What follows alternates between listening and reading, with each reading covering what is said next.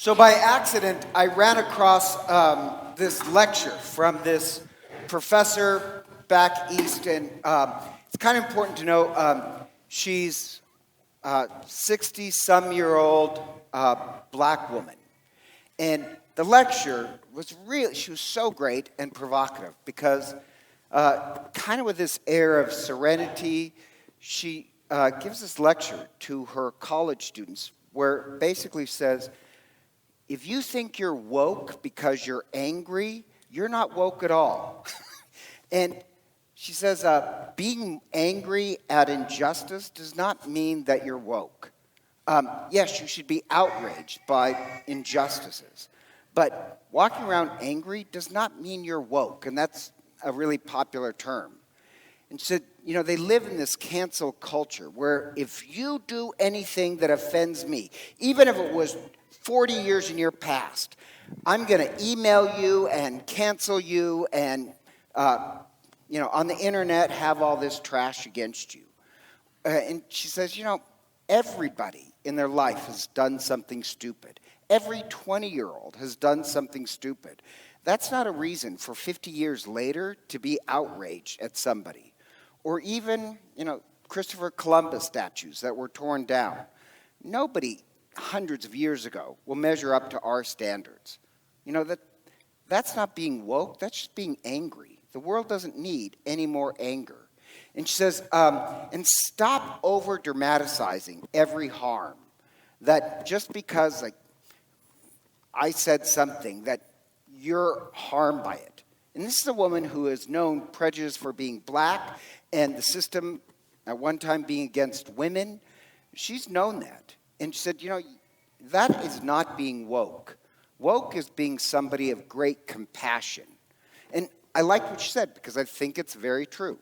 And I love the fact that, especially during Advent, we are supposed to be the woke people. But just because you want to shame somebody who you disagree with, that doesn't create a better world. And when she was talking about that, in this odd way, I was thinking of the Virgin Mary. Because think about this. That's what would have happened to the Virgin Mary if she was discovered pregnant before the final act of marriage. Horrible things would have happened. So when the angel Gabriel comes to her, and the angel Gabriel says, "The Lord be with you." And just FYI, anytime in the Bible somebody says, "The Lord be with you," it means their world is about to be turned upside down. And we say it 4 times during Mass. It means we're the ones who are supposed to see the world differently. And so the angel says, "The Lord be with you." Mary at that point knows things are about to change. And she does say yes, right? But the problem is saying yes does not keep you safe. Saying yes to God does not keep you safe. It actually endangered her.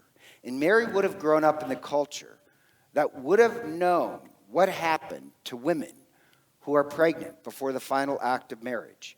And what they would do is dig this pit up to the woman's waist, and then pack down the earth so you can't escape, and then would have been stoned to death. So that's a dark side of the Christmas story. And if the Pharisees got a hold of her, that's what would have happened. But not just that, but also Joseph's relatives or even Mary's relatives, they could have had her stoned to death. Now, just FYI, this drives me up a wall. Mary is not an unwed mother. In the Jewish ancient rite, there's 3 phases to a wedding. So in the betrothal period, it's more than being engaged. You're actually considered married. So that's why they would have stoned to death, as that would have been considered adultery if she was pregnant before the final act of marriage. And yet, here's the amazing part I absolutely love about Mary. These people could stone her to death. She fully knows that. And she doesn't shrink in fear or, oh my gosh, what's going to happen?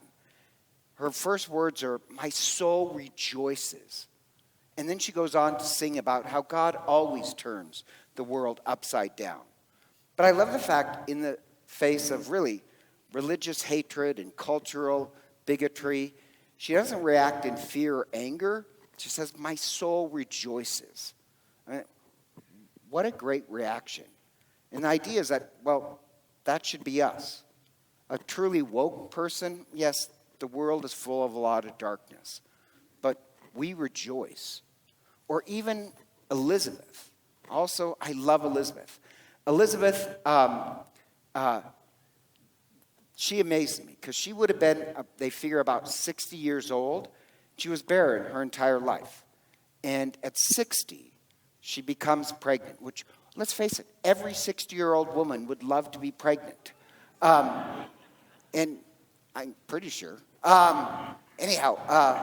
So Mary's life is in danger. And the angel gives her just one bit of good advice. And the good advice is, know that Elizabeth, your kinswoman, is pregnant because she believes in a God of impossibilities. Love that about Elizabeth. So the reason Mary hightails it, walks 30 miles to Elizabeth, is she needs protection. And Elizabeth, when Elizabeth greets Mary, her arms are wide open.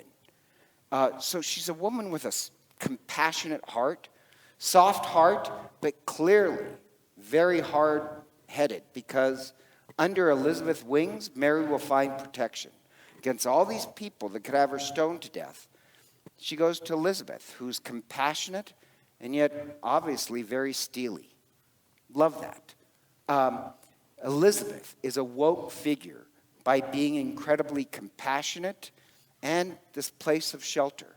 That's a woke person, not angry. Or the next one, Joseph. Joseph amazes me too, because this is what I love about Joseph. Do you know you never hear him say a word in the Bible? Joseph is not a conversationalist. He only speaks in actions. And Joseph, of course, as you know in the Gospel of Matthew, the angel comes to him. And Joseph marries Mary. But Joseph, to me, is this figure of Gagora, of grit, that, society will say that he needs to have her stoned to death, and he doesn't. He actually ends up protecting her.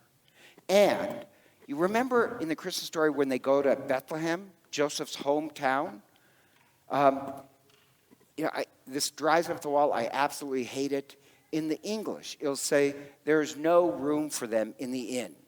Like they had motels back then. That is not what the Greek says.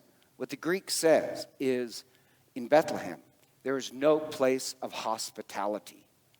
That Joseph's own relatives, because Mary is found pregnant before marriage, they won't let this couple who have a medical emergency about to give birth, they won't let them into their homes because, they have morality. Yes, Joseph takes her to the stable, the manger. Christ is born in a cave. And I love the fact that Joseph doesn't get angry at the rejection.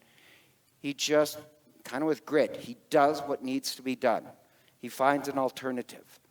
And I like that as well, that a really woke person doesn't waste their time. The fact that the world has been unfair, they're just gritty and they get what needs to be done. And I mention this because I love this, that God has promised for 100 years that there'll be a dwelling place. And it turns out to first be Mary. And she's a person who lives with joy. And the very first weekend of Advent, I know you guys probably don't remember the readings, but their very first readings are about this call to be awake. Wake up. I kind of like the fact that, during Advent, we're praying to be a woke people. In fact, in the ancient church, they called Advent the season of the Annunciation. And the color wasn't purple, it was blue. We're supposed to be like Mary and Elizabeth and Joseph. Mary, that, we know there's darkness in the world, but our reaction is to rejoice. Joseph with grit, Elizabeth with great compassion. That becomes a dwelling place for God. And this great German mystic, just amazing, Meister Eckhart, had this phrase where he said, Christ still is waiting to be born. And what he meant by that is that, yes, Mary conceived, but all of us are supposed to give flesh to Christ. We're supposed to become this dwelling place. But if you live in anger or resentment because the world isn't treating you fair, then with anger, you're not a worthy dwelling place. So I like the fact that we're beginning and ending Lent or Advent with this prayer that we become awake. Like Mary, awake to joy, Elizabeth to compassion, Joseph to grit, that we become a worthy dwelling place. So in just a few days when we celebrate Christmas, we can celebrate that, no, Christ is born in us because we truly have become a woke people. And so together, let us stand and profess our faith.